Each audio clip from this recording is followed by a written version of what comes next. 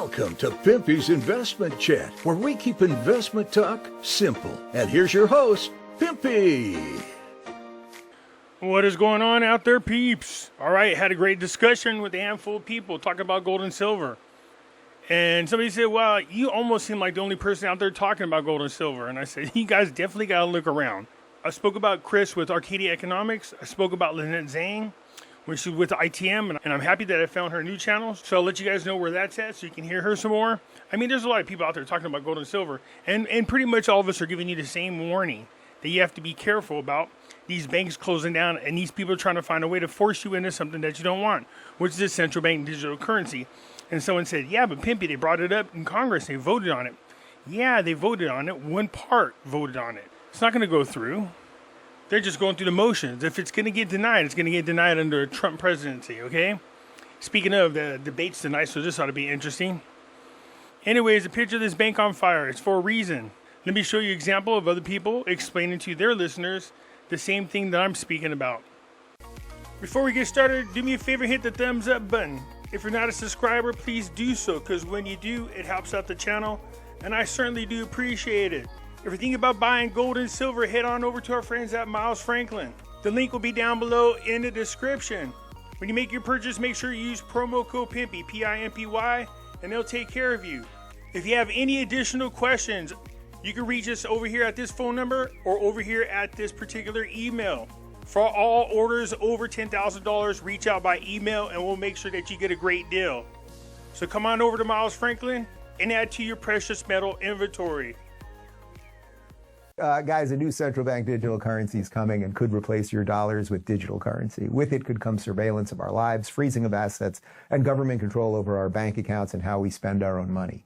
Americans who want to protect their liberty and privacy need to prepare themselves for what's to come. That's why many Americans are turning to physical gold and silver to diversify their wealth. If you want to help protect your retirement... It's Dave Rubens. That's one example of people explaining to their followers, you need to turn to gold and silver. You need to protect your retirement, your wealth, protect your family, keep them out of the system. And this is why you should be considering gold and silver. Head on over to Miles Franklin. They can be reached at 844-874-6797. Let them know you're interested in buying silver. Start with 1 ounce at a time. It sounds crazy, but at least start somewhere. So reach out to Miles Franklin, 844-874-6797. So gold is sitting at $2,334.60 an ounce. Silver's at $29.24 an ounce. And here's Lynette Zang. I will leave a link for her YouTube channel. You guys can come over and check her out. I've said this many times. If I ever had a university, I'd have to bring Professor Lynette on to help teach people about gold and silver. But Lynette is bringing something to our attention, something I said was coming, something many people have warned you guys about. So let's go ahead and get into this, shall we?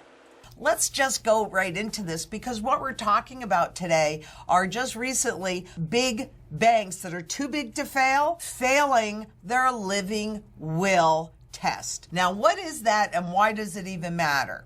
Okay, well, after the financial crisis in 2008, it was critically important for central banks and governments for you to still have confidence in the system that you just saw explode. So they came up with Dodd-Frank, which it was a book this high. It was passed before many of the laws have been written. That was back in 2010. Here we are in 2024. We've watched over these last 14 years it being dismantled, pushed off, the laws and the rules.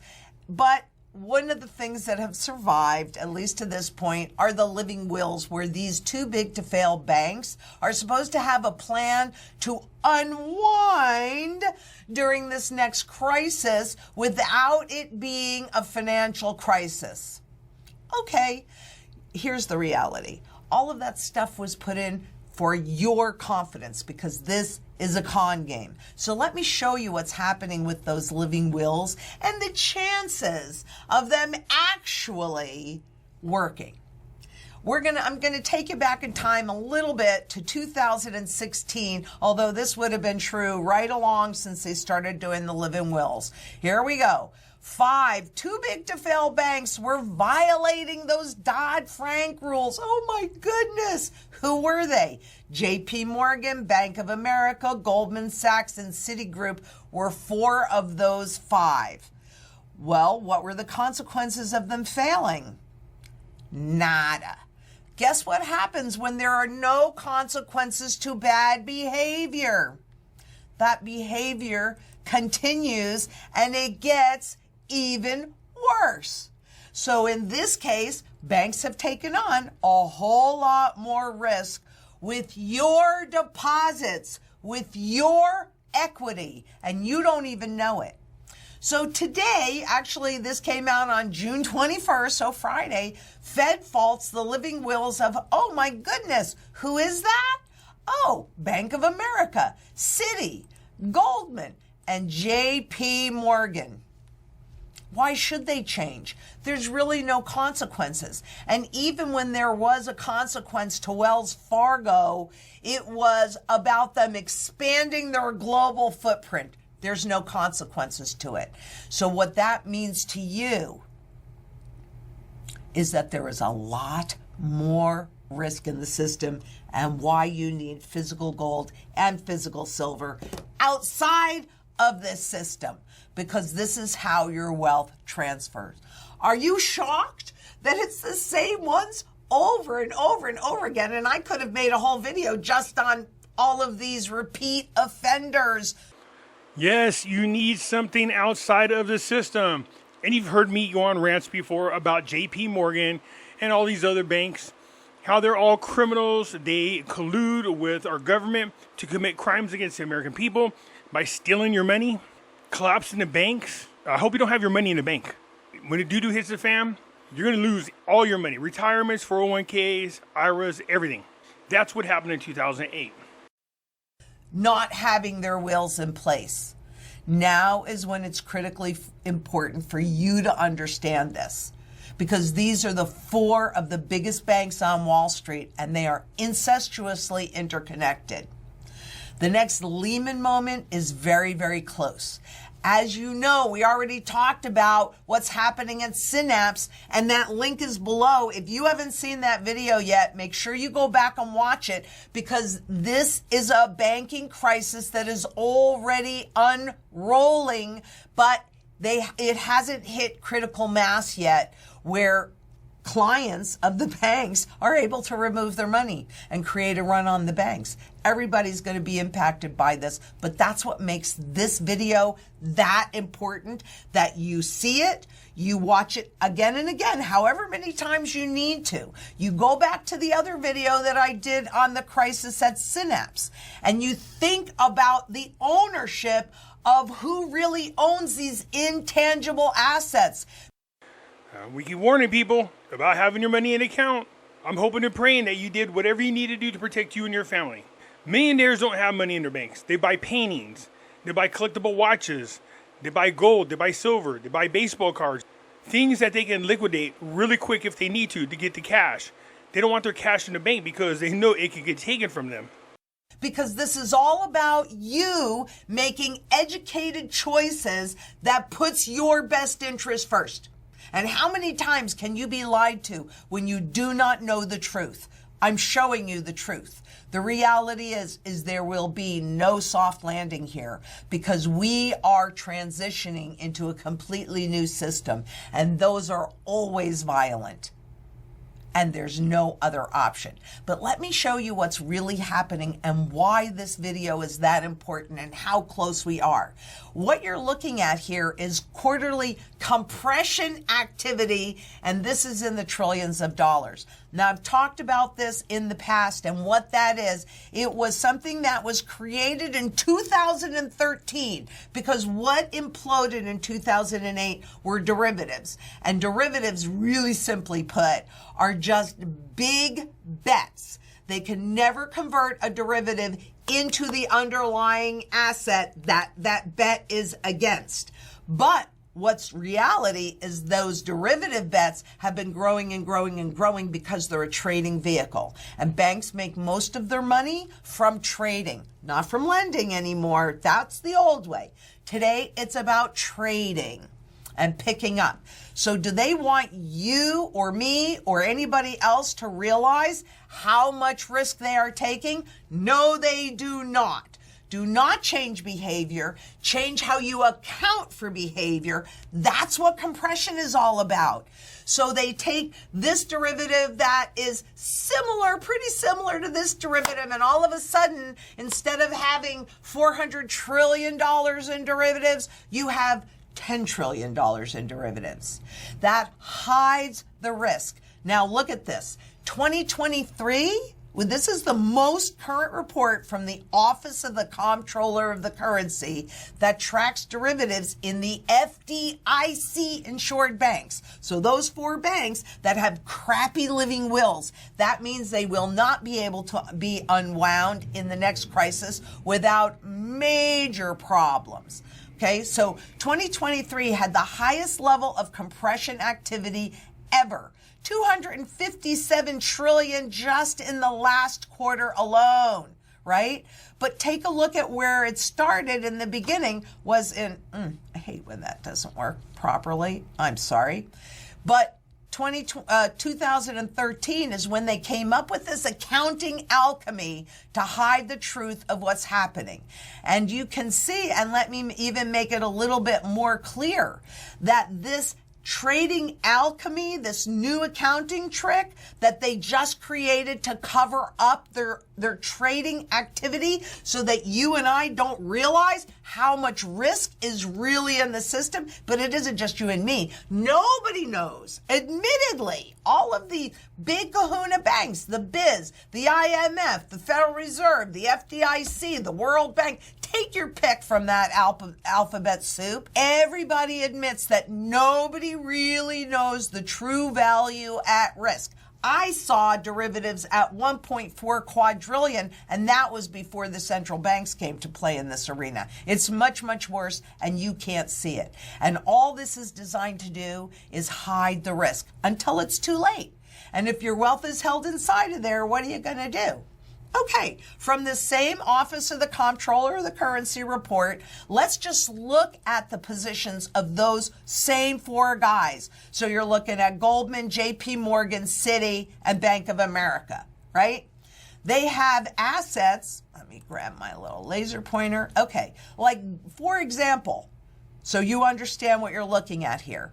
Goldman Sachs has assets of 521 billion, 130 million, right? But they have derivatives of 54 trillion, 130 billion, and 85 million. 99.9% of those are held for trading. In fact, of all of those big 4 banks, the one that holds the least amount, and that's still over 90%, is Bank of America. Do you see what I'm saying? And we don't really even know, even though they're claiming this is 54 trillion, the reality is that's compressed. We have no idea of the assets that are at risk. None.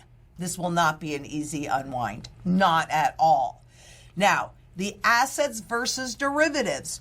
What you're looking at here is that for every not quite $1, 96 cents of equity supports $103.87 of leverage. Leverage is bet upon bet upon bet upon bet, or another way to say it, debt upon debt upon debt upon debt. Like if you go and you take out a mortgage and you put a down payment down, right? But you still owe all the rest of that money. So in Goldman Sachs's case, where 99.9% of these things are held for trading, they don't even have $1 to support over almost $104 worth of debt. What do you think about that? Do you think that that they're vulnerable? Do you think that can easily be unwound in a crisis? Particularly since we really don't know the level of derivatives. That is hidden. And the same thing is true for all of those same 4 repeat offenders. That is well above all commercial banks.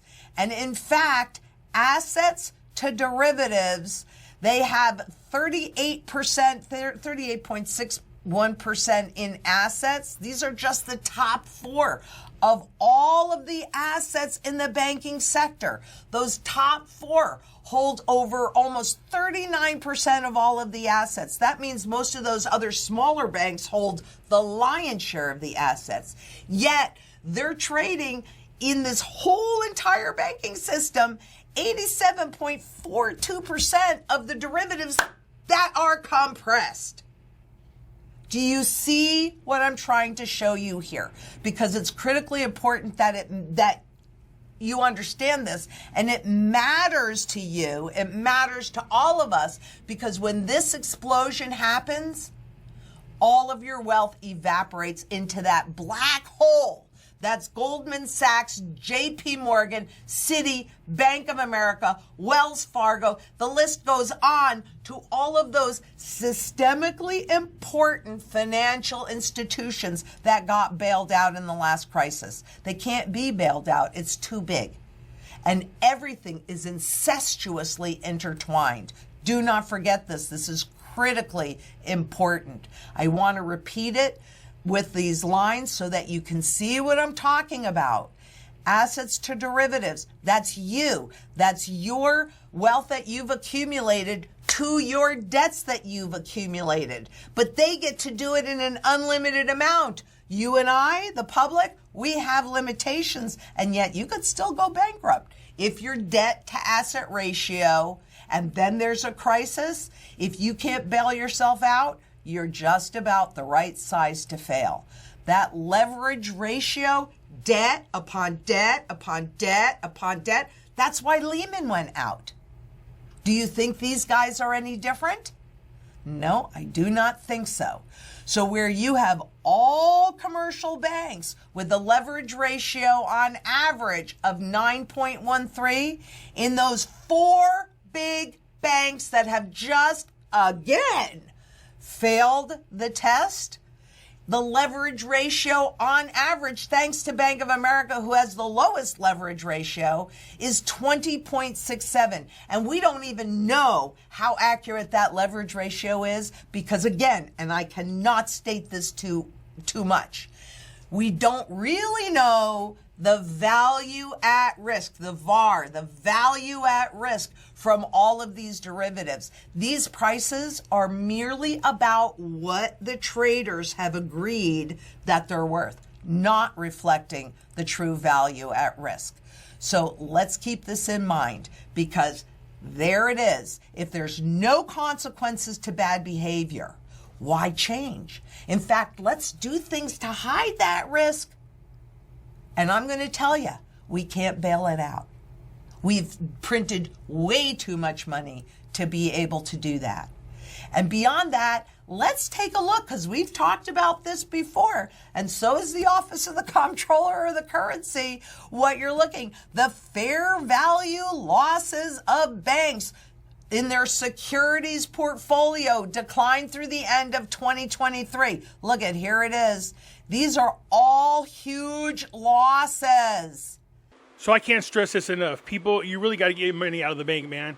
Now it's to the point where they're limiting how much money you can get out of the bank. Do whatever you need to do to protect your wealth, to protect your money, to protect your nest egg. It's not going to be there much longer. And as I stated before, and as other people have put it, this is a planned event. We're warning people, this is a planned event.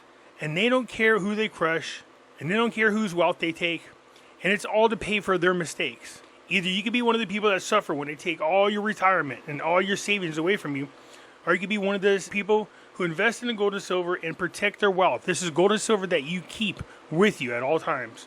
Anyways, I'm curious to hear what you got to say. I look forward to it. I will leave the link to Lynette's new YouTube channel so you can go over and listen to her. That's it for now. I'll catch you later. I'm out.